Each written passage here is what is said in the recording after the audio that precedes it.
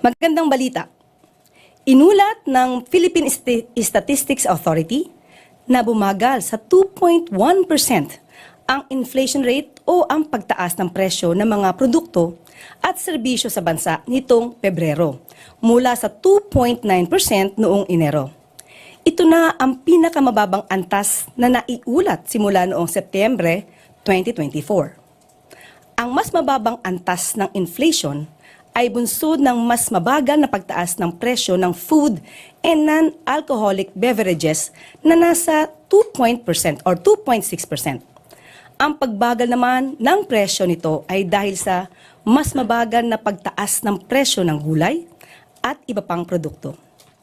Kasunod ng mas mababang inflation rate, nanatili sa 2.5% ang average inflation rate ngayong 2025, napasok pa rin sa full-year target ng gobyerno na 2 to 4%. Ayon sa National Economic and Development Authority, ang patuloy na pagbaba ng inflation rate ay indikasyon na epektibo ang mga hakbang na ginagawa ng gobyerno kontra sa tinatawag na inflationary pressures. Sisikapin din ng ahensya na panatilihing mababa ang inflation rate at tugunan agad ang mga posibleng pagtaas ng ibang commodities. At isa pang good news, available ang higit 2,000 trabaho mula sa iba't ibang industriya, kasama ang ICT, aviation, tourism at service sectors. Maaaring makita ang mga available na trabaho sa www.jobs@clark.com. Dito ay pwede na mag-register para ma-match ang mga trabaho sa mga aplikante. At para magbigay ng iba pang detalye, kasama natin si Clark Development Corporation Communications Manager, Astrud Aguinaldo. Ma'am? Maraming salamat, Attorney Claire. Mayap Aabak, good morning po sa inyong lahat. At tama yon sinabi ni Attorney Claire, magandang balita mula sa Clark Development Corporation. To be exact, meron tayong 2,280 job vacancies mula sa 30 investors o locators.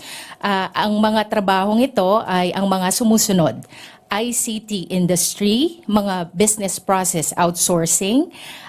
Meron din sa industrial, mga engineers ang hinahanap nila dito, technicians, welders, machine operators, human resource, at yung mga magtatrabaho sa warehouses.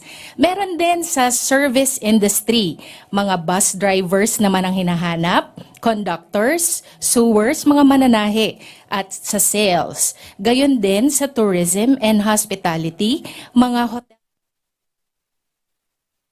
marketing at casino dealers. Meron din sa commercial and retail, ang hinahanap nila dito ay mga sales associates, cashiers at store managers. At lastly, sa aviation and healthcare, mga nurses naman, medtechs at physical therapist po ang hinahanap dito. Para mag-apply, pwede po kayong pumunta sa Jobs at Clark. Tuloy-tuloy po yon, jobs@clark.com, at pwede ninyong i-upload ang inyong mga CV, curriculum vitae, ang inyong biodata, ang inyong resume, pati ang inyong litrato. At mula doon, makikita ng mga investors ang inyong profile, at from there, pwede na kayong kontakin. Maraming salamat po.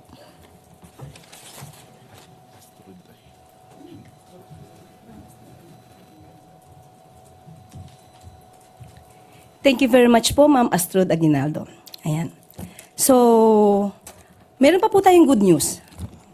Nagkaroon po kami kanina ng meeting with Secretary Laurel dahil aasahan po natin ang pagbaba ng presyo ng bigas. Okay?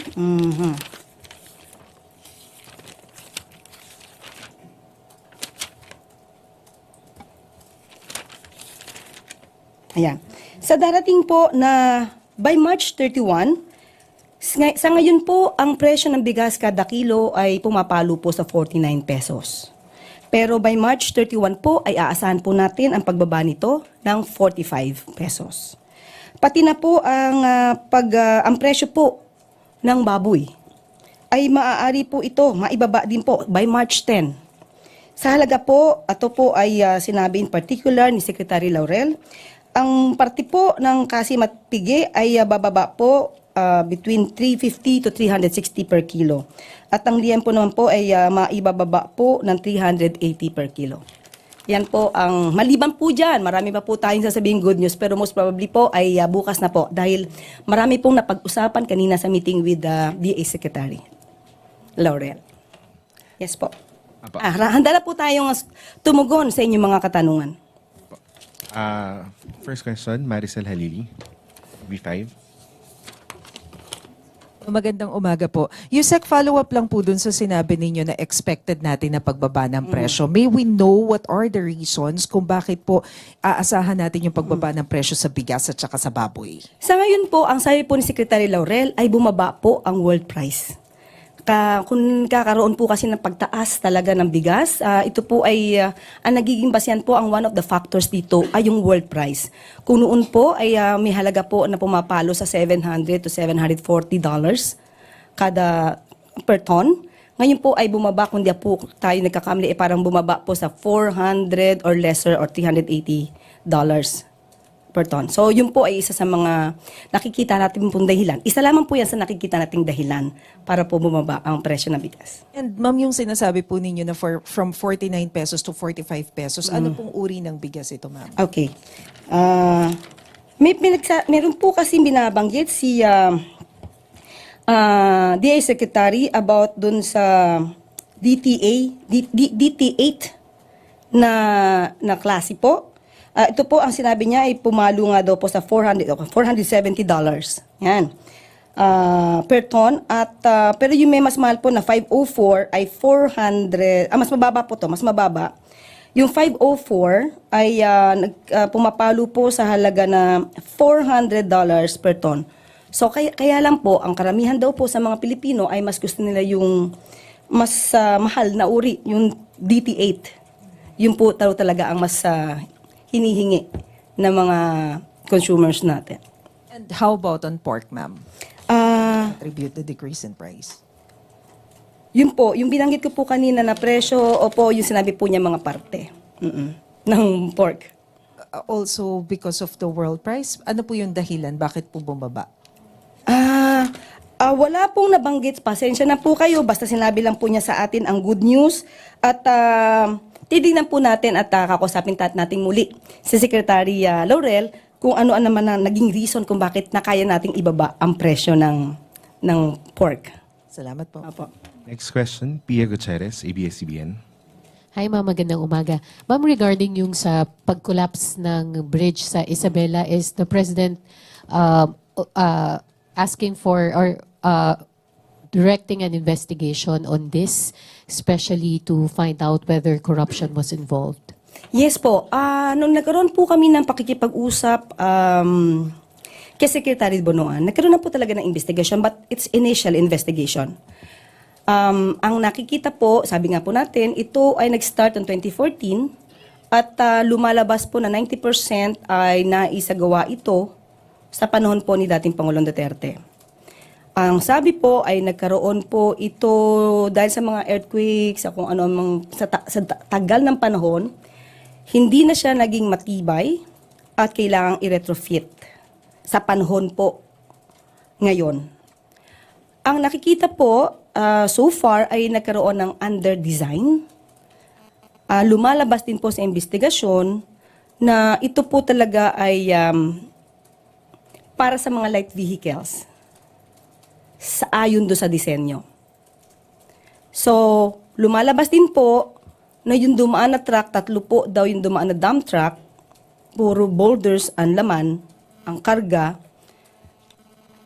nagkaroon po talaga ng hindi tama na nung dumaan. Hindi naging maayos dahil may dumaan na ganito ka mga heavy vehicles na hindi po naaayon doon sa kakayanan nung tulay. Kaya po, isa sa mga sinasabi po ni Secretary Bonoan ay maaari po, di po natin to, hindi pa po to conclusion, maaari lamang po na mapanagot din yung may-ari nung or korporasyon na may-ari ng dump trucks dahil 3 po ang nasabi na dumaan na sunod-sunod. So, yun pa lang po ang initial investigation but ang sabi nga po hindi lamang po ang nakaraang administrasyon ang pwedeng pananagutin dito. Lahat po hanggang sa ngayon kung sino po ang maaaring naging may liability dito. Kung meron man, lahat po yan ay dapat managot.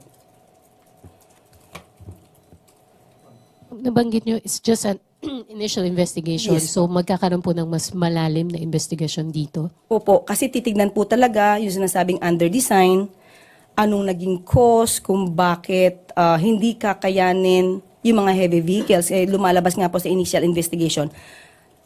Ayon sa design, pang light vehicles lang siya. Ayon po sa initial investigation. Also, ma'am, on another topic, hingi lang po kami ng reaction dun sa statement ni Supreme Court Associate Justice Antonio Co. during the 3rd round of oral arguments on the PhilHealth issue. Kasi he said that the President must release an order reversing the transfer of the 60 billion excess funds to the National Treasury. He said that the money could be used to expand the state insurers' benefits packages, to hire more people to implement its programs, and to answer to the public's needs. Yung sagat lang po ng Malacanang dito. Kung ano po ang ipag-uutos ng Supreme Court, yan po ay susundin natin. Hindi po natin tututulan, hindi po natin lalabanan kung ano po ang inuutos ng Supreme Court.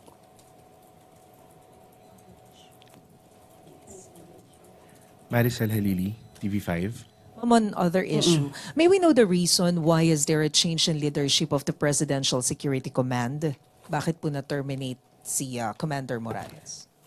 Na-terminate po yung kanyang command dahil po ililipat po siya ng ibang duty. Yun lamang po ang maaari nating sabihin patungkol po dyan sa PSC. Just to clarify, wala po bang kinalaman dito yung mga issues na lumabas sa news before because there are concerns about Chinese spies na nakatutok doon sa mga presidential facilities? Does it have something to do with this decision, ma'am? Wala pong nabanggit sa atin na ganoon. Lumabas na lamang po na yun nga po ang kanyang command will be considered terminated dahil meron na pong papalit bilang PSC commander. And one final question, ma'am, about the issue. I understand kapag po kasi election period, meron tayong ban doon sa appointment. So nagkaroon po ba ng exemption prior to the appointment of the new PSC commander? Ayon po naman sa date na yan, hindi naman po nag-violate ng anumang polisiya or order or batas. So naaayon pa rin po yan. Tristan Nadalo, Newswatch. Hi ma'am, good morning po. Ma'am, yesterday, nag-order si US President Trump na isuspend yung military aid sa Ukraine. And knowing na close allies natin ang US and we rely heavily pagdating sa military support sa US, are we at all concerned na the shifting of policies could somehow affect our military alliance with the US? Yung issue po na yan ay minabuti namin po na si DFA Secretary po ang sumagot para po, yun po naman ay foreign policy. So mas maganda po na si DFA Secretary po ang tumugon dyan. Okay. Pero po sabi ni Ambassador Babe Romualdez, we should be ready to beef up our own because sabi niya po ay ironclad today but hindi natin ma-assure kung ironclad pa rin tomorrow. So ang policy po ba is to continue yung self-defense ng sarili natin, yung modernization. Yes, dapat lamang po. May alay tayo o wala tayong alay. Kailangan din po nating i-prepare yung sarili natin. Yung AFP modernization ay talagang kailangan po natin yan para hindi naman tayo masyado umaasa sa ating mga allies. Thank you, Yusek. Yusek Claire. Okay. Okay na? Okay, so I just want to have a clarification. Okay? On my previous statement about the alleged ownership of Secretary J of Digital 8, okay, if I could still remember, I was asked by Miss Ana Bajo. Sinulat ko po eh.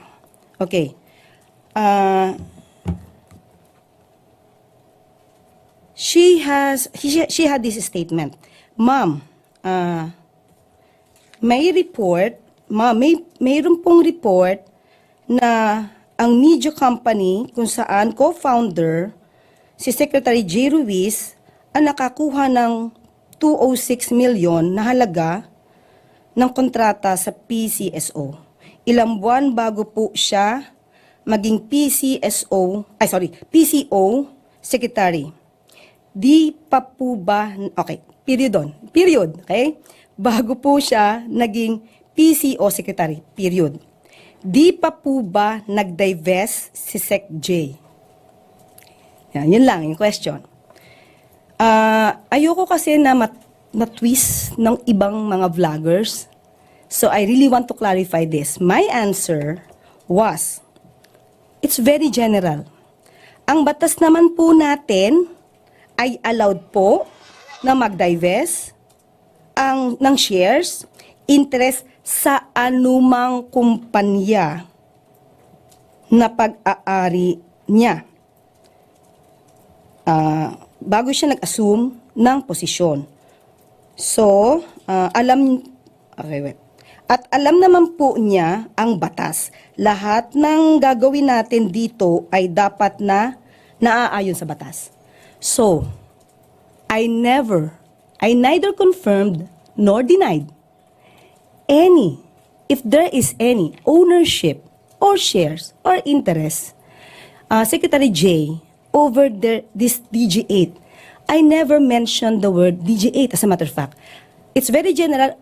Kung anumang kumpanya, mayroon siya, nirecord ko to.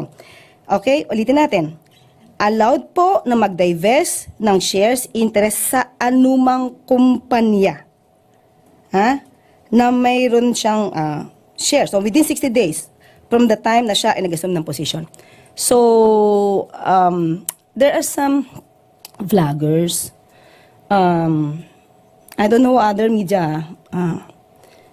There is this. I will not consider that as misquoted because there might be a misunderstanding.